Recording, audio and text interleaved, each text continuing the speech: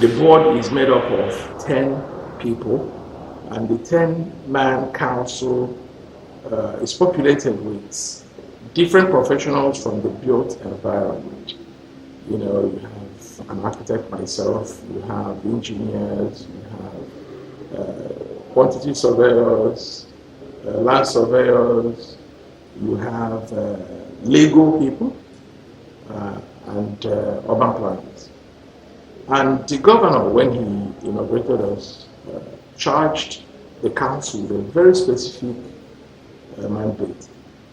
The governor let us know that in pursuit of the Anambra, where people choose as a destination to live, work, educate, and enjoy, a very desirable place, that he felt that there was a need, or there is a need, to institutionalize the essence of rearranging the Anambra that is erstwhile chaotically being developed. So the governor said that the council should be what he called a go-to council for the urban regeneration program. And the urban regeneration program is actually a deliberate essence, a deliberate initiative to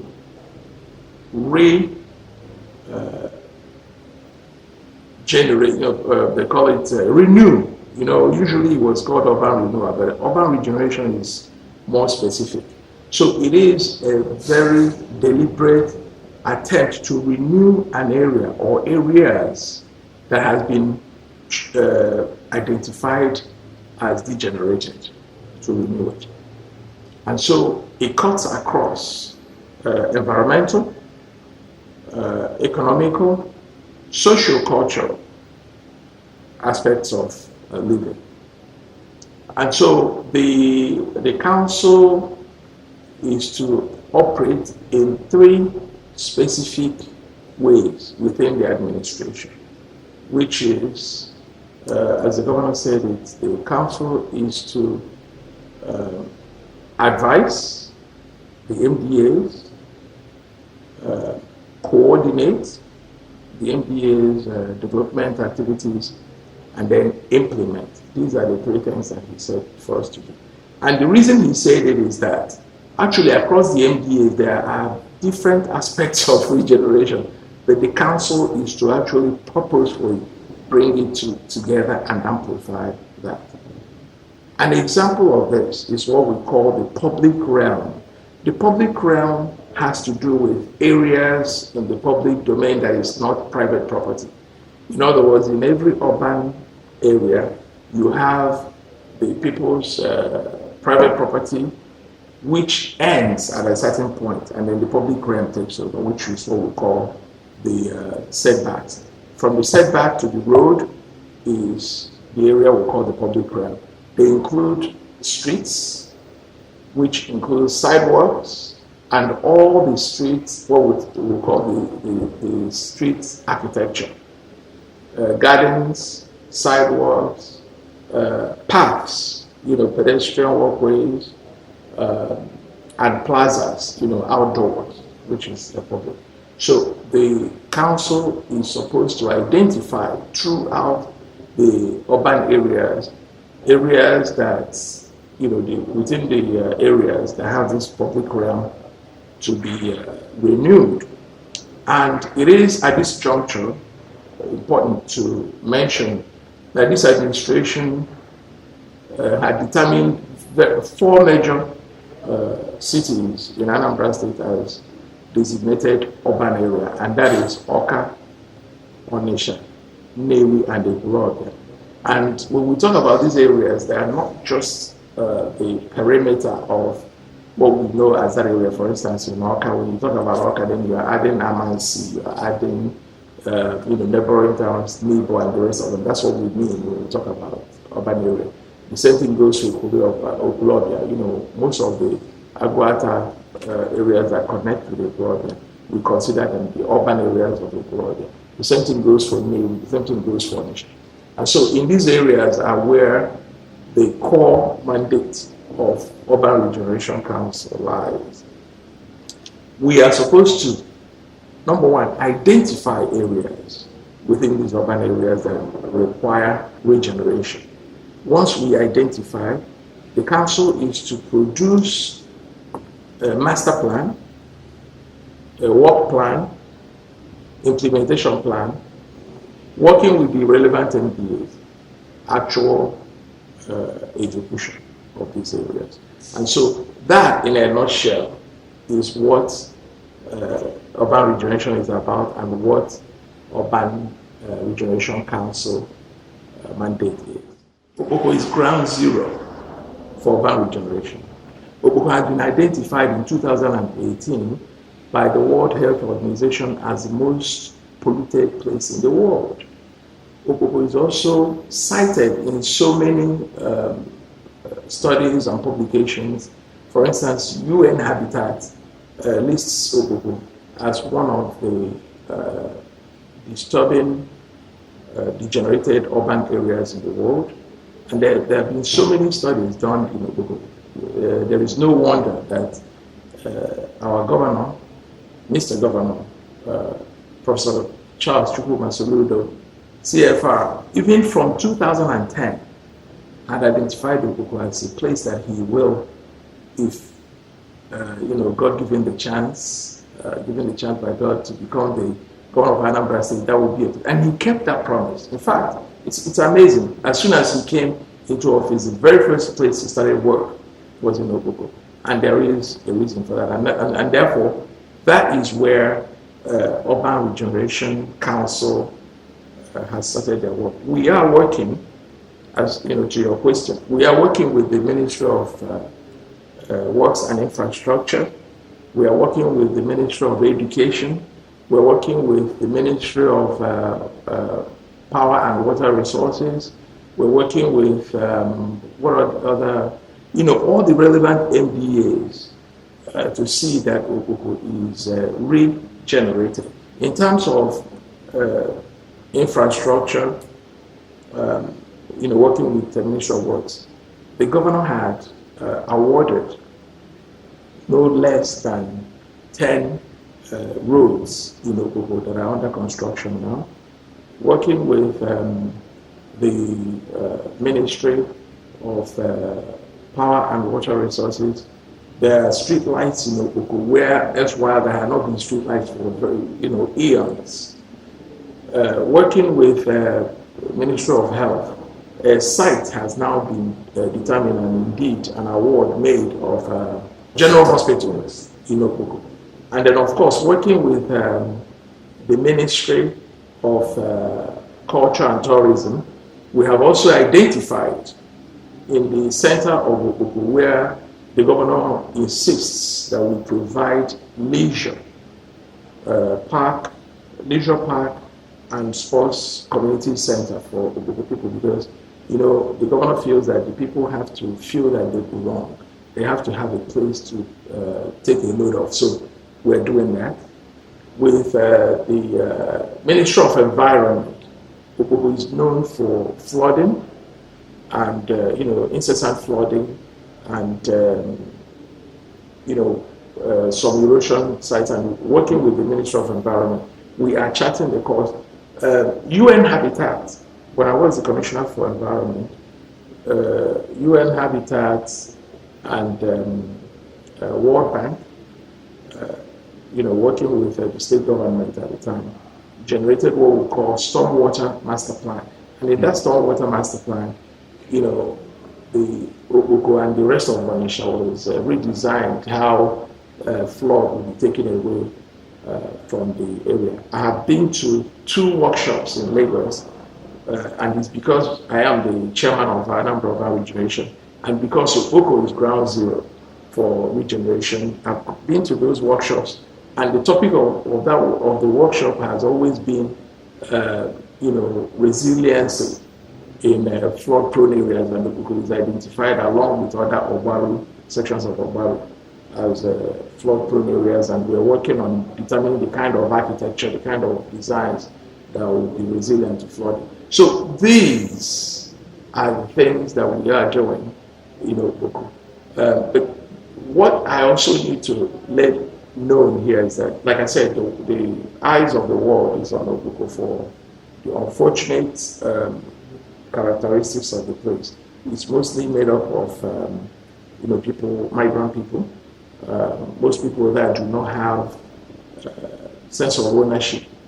And so we've studied and found, in fact, indeed, the world is saying that, to help in regeneration of Okonkwo, we need to identify the people who occupy that place, and being that they have been there for a very long time, we will start to, create environment, create situations where they will actually become part owners of the place. They get land titles and all of that, and then the world will come and say, yes, since you have identified that these people belong here, we can help you with the whole thing. So we're doing the feasibility studies and all the stuff that we need to do that would attract, foreign donors, and in fact, UNDP that had come into Anambra State. One of the first things they did was have a meeting with the Urban Regeneration Council in a view to helping us develop Okonkwo. So we have a lot of things going on in Okonkwo, and I'm answering that specifically because that is where we want to work with the government to make sure that Okonkwo becomes a successful case study for how you regenerate a place that is erstwhile chaotic. The governor had constantly let us know that his administration, our administration, is one with an agenda with a deadline. Yeah. And therefore, everything we do has to be very deliberate and purposeful. So we have set milestones for ourselves. Within the next 2 years, by the end of this particular term, Okonkwo would have experienced organized areas of good road network, good street lights, indeed provision of light. I know that the governor also has just awarded urban water scheme for Okonkwo. He was very deliberate about that. We're doing water schemes everywhere else, but he kept hammering on having a separate package for Okonkwo, and that is going on through the Ministry of Power and Water Resources. So by the end of the tenure, we would have had good drinking water reticulated to households, or at least reticulated to places where the households can then plug into it. We would have had great number of good roads in Okonkwo. We would have had great number of drainage channels in Okonkwo. We would have had robust waste management installed in Okonkwo. We would have then had a very sensible master plan for Okonkwo. That is our agenda that we must have by the end of this thing, which is just a little bit over 2 years now.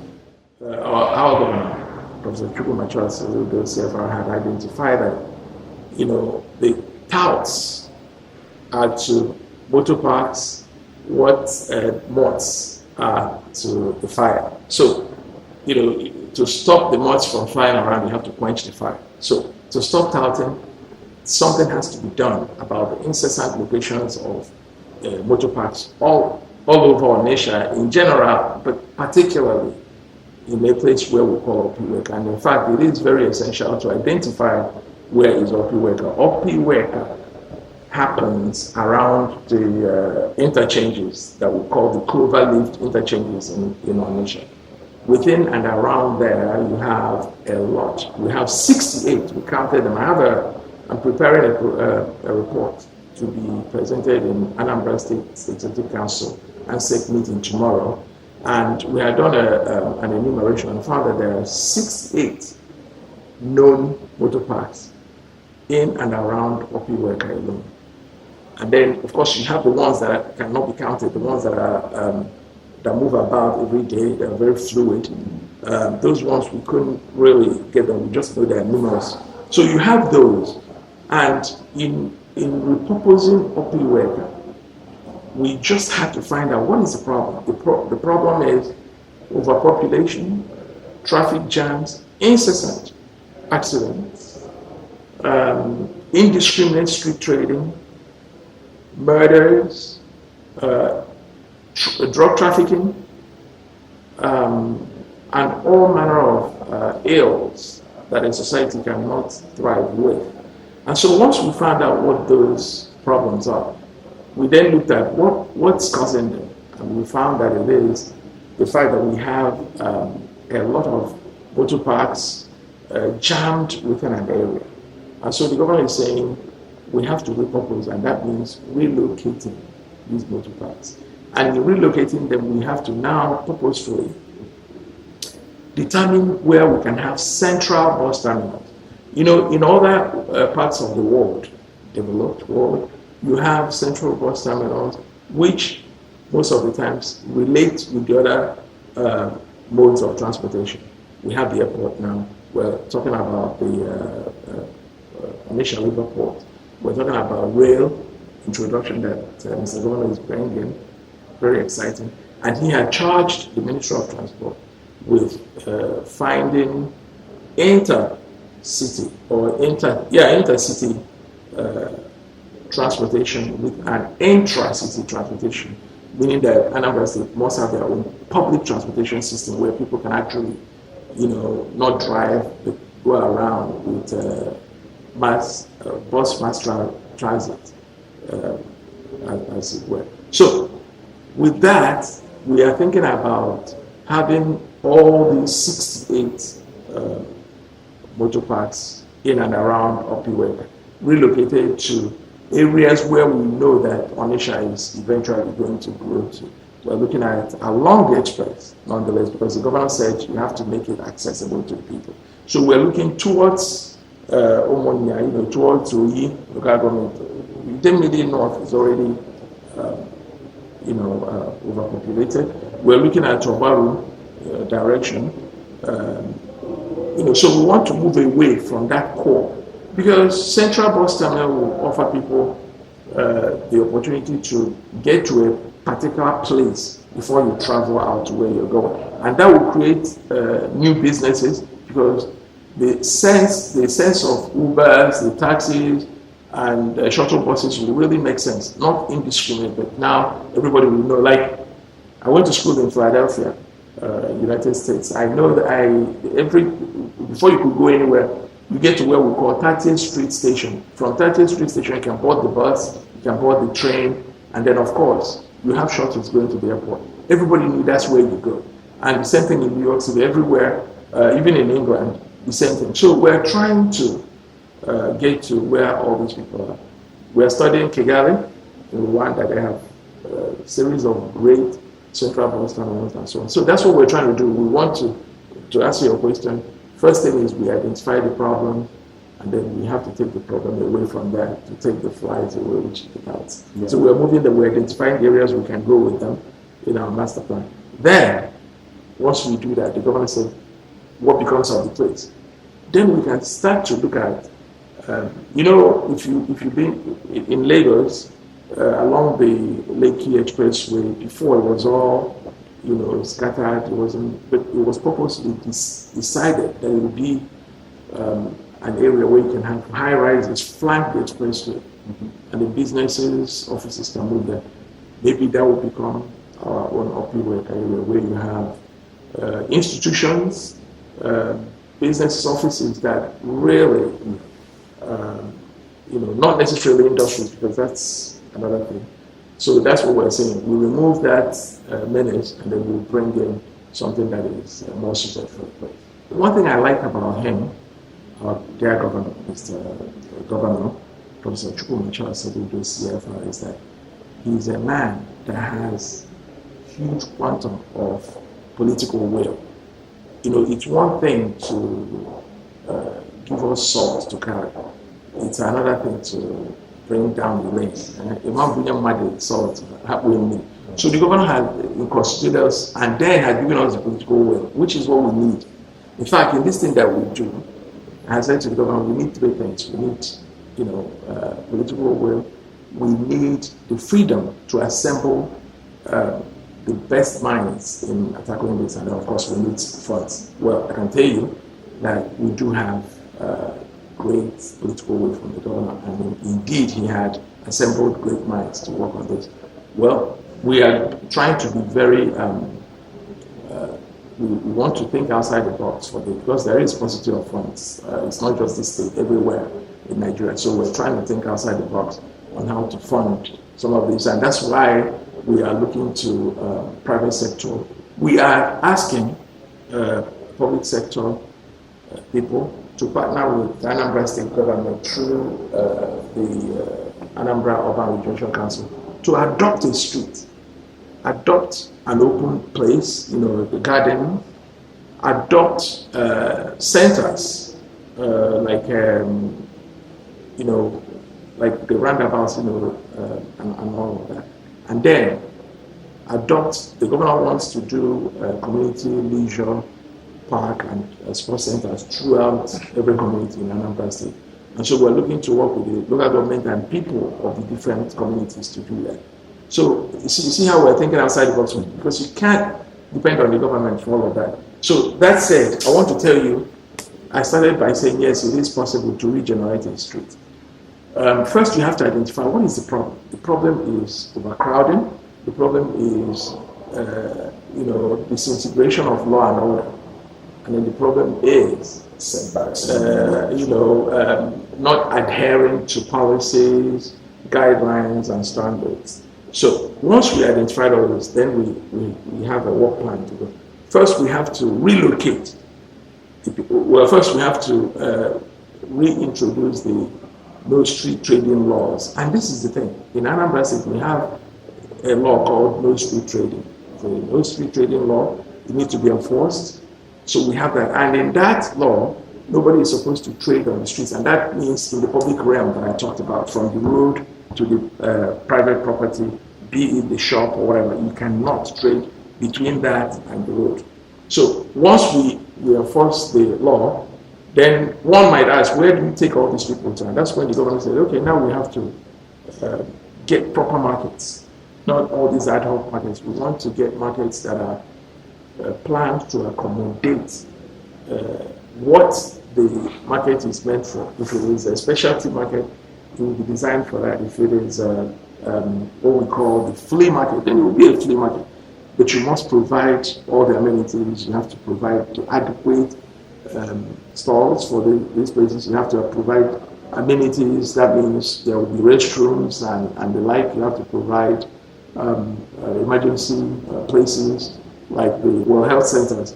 We have to provide firefighting architecture and then proper access. But the governor keeps hammering on parking.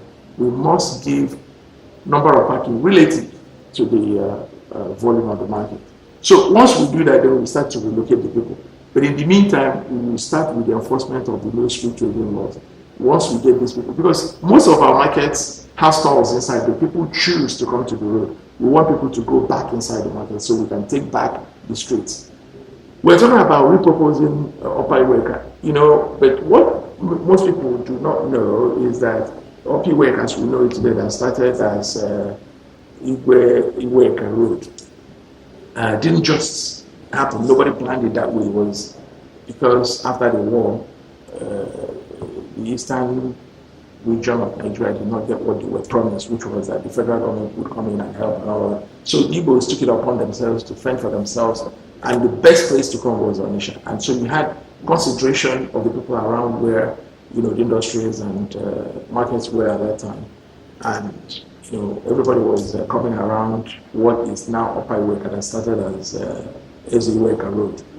And then the Iweka himself actually brought about what we know now as Moore Street. It is no wonder the government wants to start from Moore Street through Ochanja roundabout, where we are, by the way, doing a roundabout that has water fountain just to bring life into the area. And then from there, we're moving through Iweka to the interchanges. We talked about the boulevard. That's what the governor wanted us to do, so that we will have an iconic boulevard that we can look to in doing other places. And then he didn't stop there. when you have that spine going from Mall Street through Ochanga Roundabout to Opiweka, then the governor wants to talk about Zika Avenue, wants to talk about Port Harcourt Road, Mr. Lambs, and the rest of them that form that area. It is purposeful. He wants to deliberately develop that area, and then we can move together. Okay. And then, of course, you touched on the markets. The governor wants us to, while we are doing new markets, he wants to refurbish, renew, regenerate existing markets. And how do we do that? We have to look to how these markets were supposed to be. The original master plan, we want to bring it back to that. There was a commissioner for trade and commerce that I will not forget anytime soon, and that's my very good friend, Ifat Onitsha, who was the commissioner for trade and commerce at one point. He was the one, I remember I was the commissioner for environment at the time. We worked together. I was the managing director of our capital territory.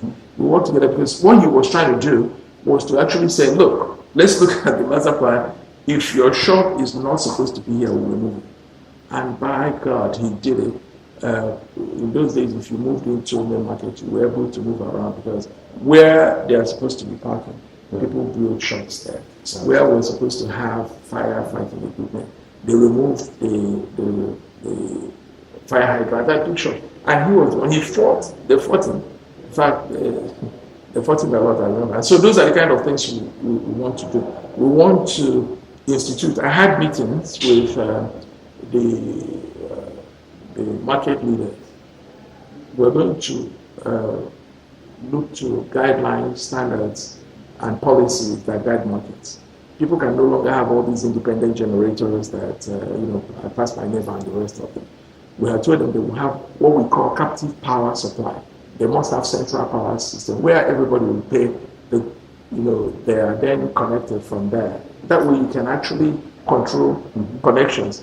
We will have to go back to making sure that people do not have shanties, because really you're not supposed to construct markets with wood, lumber, but they're doing that now because they are doing attachments. So we want to remove all of that. So we want to systematically, deliberately reclaim the markets the way they used to be. So all these things go hand in hand with urban regeneration of an urban area.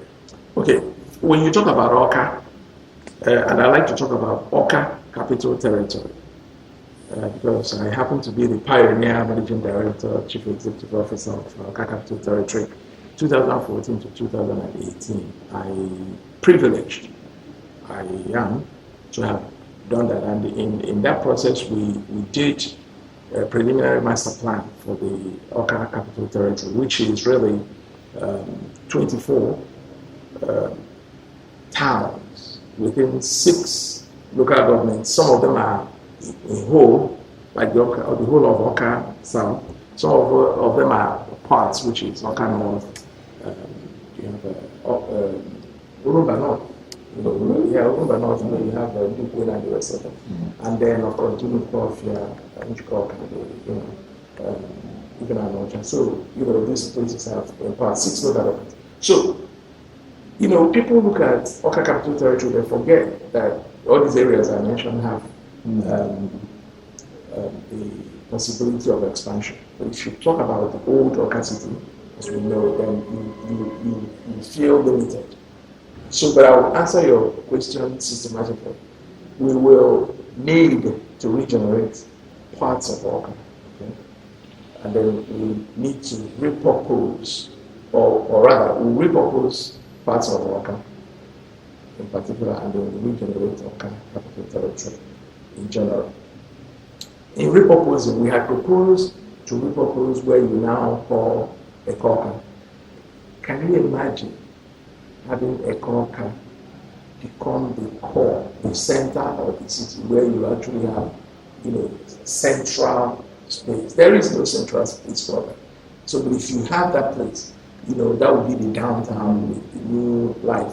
That means the market will have to go. People are not thinking, they keep saying, Ekoka. No, you can actually have neighborhood market within the center.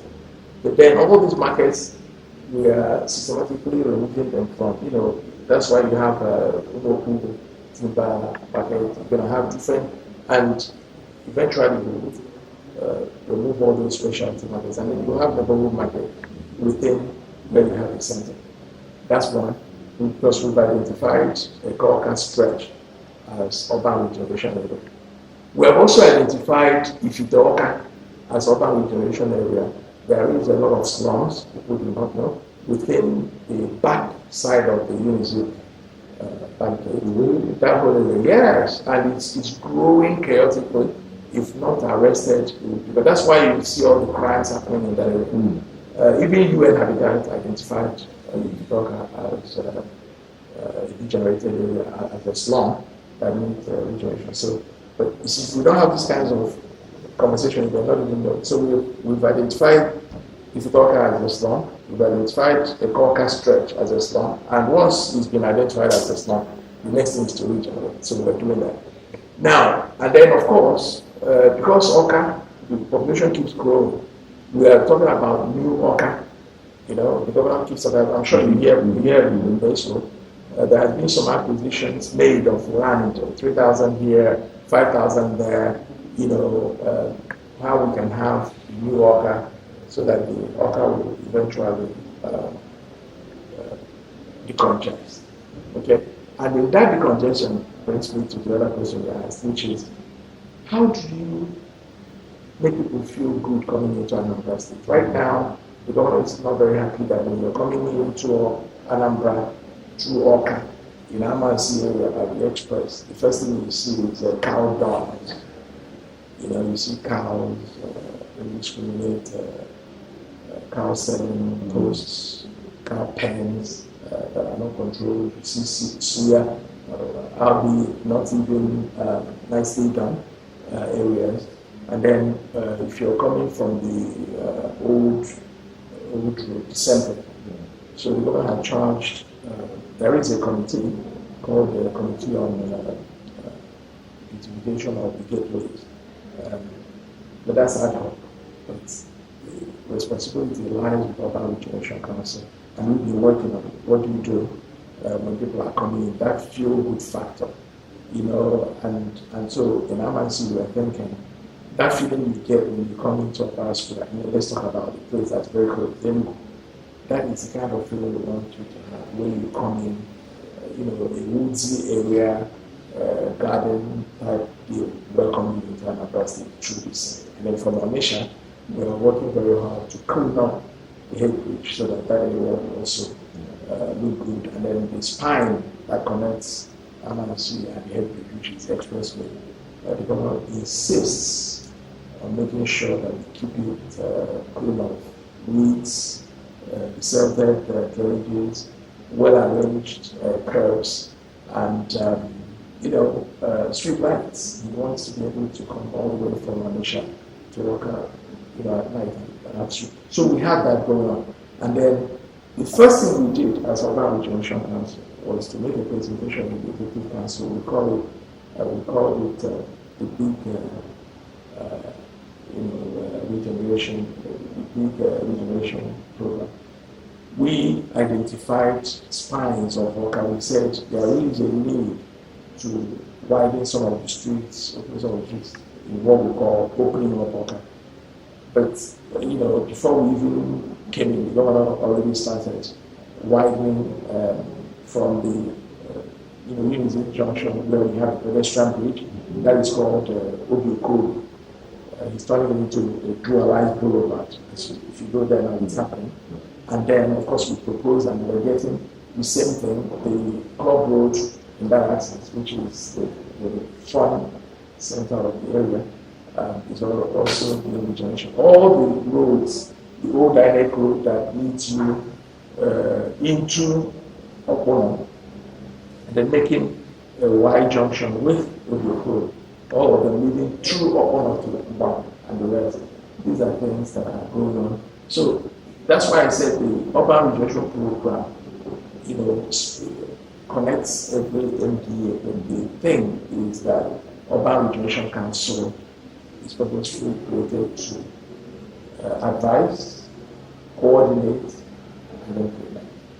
Okay, so that's what we're doing. Now, what gives me joy is that the government has actually approved the asset and approved the award of what we call the Solution for City, which is happening at the place of where we now have Oka Township Stadium. It's going to be the life center of Oka, where people can come in and enjoy amusement park, water rides, little miniature golf, and the rest of it. So that is going to be the center for family region. The regenerated Anambra would have a robust waste management system. The regenerated Anambra would have street lined with trees and all the road architecture, which is you have waste bins, you have street benches, you have proper center. A regenerated Anambra would have areas where people, will have what we call open spaces, not a place where when you designate it open, people go there to set up. So a regenerated Anambra would be where people build with adherence to building standards, policies, and regulations. A regenerated Anambra is one that has a robust law and order. Thank you. I want to use this opportunity for the Anambra to join the administration of Professor Chukwu Charles Soludo CFR through the Urban Regeneration Council. Let's work together to regenerate Anambra State.